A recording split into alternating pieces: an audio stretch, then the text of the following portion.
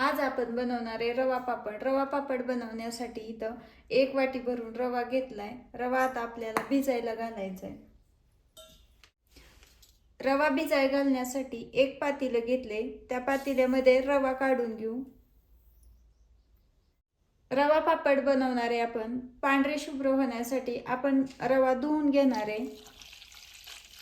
रवा धुण्यासाठी रव्यामध्ये पाणी ओतून घेऊ आणि रवा आता आपल्याला हलक्या हाताने चोळून धुवायचा आहे। रवा धुतल्यानंतर आपण असाच रवा भिजण्यासाठी 15 मिनिटं झाकून ठेवणार आहे। 15 मिनिटं रवा भिजवून घेतलाय आणि पूर्ण पाणी वरती आलेलं आपण काढून घेणार आहे। रव्यावरचं पूर्ण पाणी काढून घेतले। ज्या भांड्याने रवा मोजला होता ना, त्याच भांड्याने आपल्याला पाणी मोजून घ्यायचंय।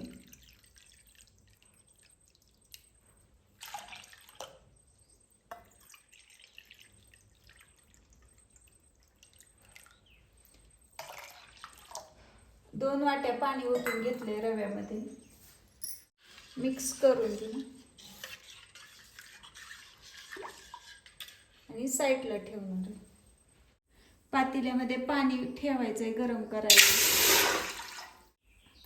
आपण 5 वाट्या पाणी मोजून ठेवणार आहे।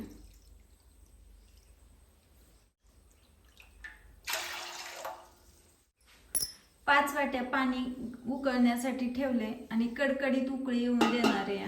रव्यामध्ये 2 वाट्या पाणी ओतलं होतं, असं मिळून 7 वाट्या पाणी आपल्याला लागणार आहे।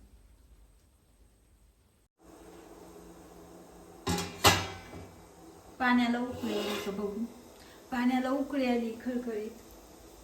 पाण्यामध्ये आपल्याला साहित्य टाकून घ्यायचंय। पांढरे तीळ 2 चमचे, चवीनुसार मीठ, पाव चमचा पापड खार, मिक्स करून घेऊ आणि रवा जो आहे ना, तो वतण्या अगोदर आपल्याला ह्याला पण मिक्स करून घ्यायचंय।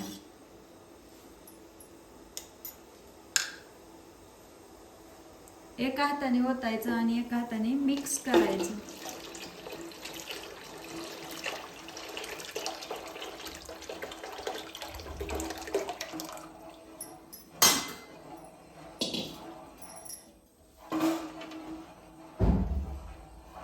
सावकाश ओतून घ्यायचंय आणि आता ह्याला उकळी फुटेपर्यंत सतत ढवळत राहायचं, नाहीतर गुटुळ्या होत्या त्या। असं नाही हलवत राहिलं ना तर मग तळाला पण चिटकतं, म्हणून आपण सतत ढवळत राहणार आहे ह्याला। जसं आपलं मिश्रण शिजायला लागतं ना, तसं घट्ट व्हायला लागतं आणि ह्याला थोडंसं ढवळत राहायचं, नाहीतर बुडाला चिटकतं।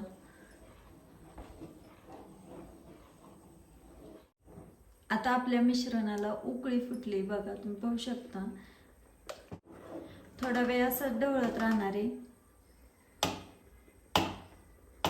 आता आपण ह्याला कमी गॅसवरती ठेवू। आता ह्याला मंद आचेवरती शिजण्यासाठी झाकून ठेवायचे। मिश्रण झाकून ठेवल्यावरती आपल्याला अधूनमधून सतत हलवत राहायचे, नाहीतर बुडात चिटकतं। आपलं मिश्रण शिजलंय का ते आपण बघणार।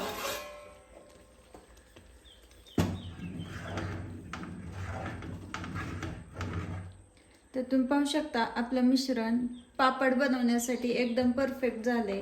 आता आपण ह्याचे पापड बनवून घेणार आहे। गॅस बंद करून घेऊ। पापड बनवण्यासाठी मी इथे एक कापड हातरून घेतले आणि हे जे कापड आहे ना, ते माझं ओढणीचं आहे आणि त्याच्यावरती पापड खूप छान निघतात आणि मी प्रत्येक वाळवणाचा पदार्थ हा या वडणीवरतीच बनवत असते। तर आपल्याला पापड बनवताना जास्त पातळ घालायचे नाहीत, थोडे जाड जाडच घालायचे, कारण वाळल्यावरती एकदम पातळ होतात। अशा पद्धतीने मी सगळे पापड बनवून घेतलेत, तुम्ही पाहू शकता, आणि खूप छान झालेत।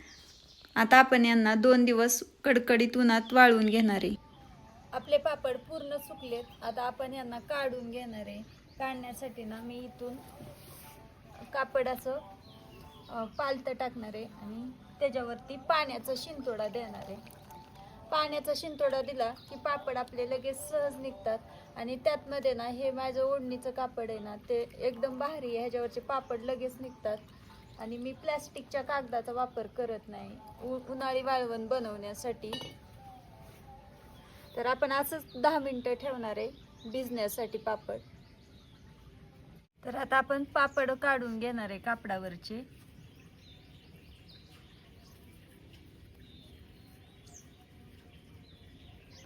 आणि आपलं मिश्रण जर छान शिजलं ना तर आपले पापड पण एकदम चांगले होतात आणि लगेच कापडावरचे पण निघतात। तर तुम्ही पाहू शकता आपला एकदम कापडावरचा पूर्ण पापड निघलाय। आता आपण ह्यांना आज दिवसभर अजून एकदा एका उन्हात वाळवणार आहे। तर वाळवण्यासाठी आपण असा पालता घालूनच ठेवणार आहे ह्याला, नाहीतर गुंडाळतो म्हणून। तर अशा पद्धतीने आता सगळे पापड आपण काढून घेणार आहे। पूर्ण पापड कापडावरचे काढून घेतलेत, आता आपण यांना उन्हामध्ये वाळून देऊ। 2 दिवस कडकडीत उन्हात पापड वाळून घेतलेत आणि तुम्ही पाहू शकता एकदम छान वाळलेत पापड। आणि पापड जितके चांगले वाळतील ना तितके जास्त फुलतात आणि जास्त दिवस पण टिकतात, जाळी धरत नाहीत किंवा बुरशी पण येत नाही आणि वर्षभर आरामशीर टिकतात। तर आता आपण ह्यांना तळून घेणार आहे। पापड तळण्यासाठी गॅसवरती कढई ठेवून घेतली, कढईमध्ये तेल टाकून घेणार आहे। तेल आपल्याला कडकडीत गरम होऊन द्यायचंय आणि मगच पापड तळायचंय। तेल कडकडीत गरम झाले, आता आपण पापड तळणार आहे।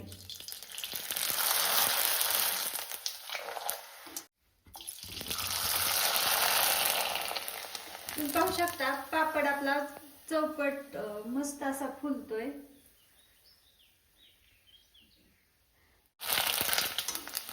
तुम्ही पाहू शकता आपला पापड तिप्पट चौपट खूप छान फुलतोय आणि एकदम पांढरे शुभ्र पण पापड होत आहेत।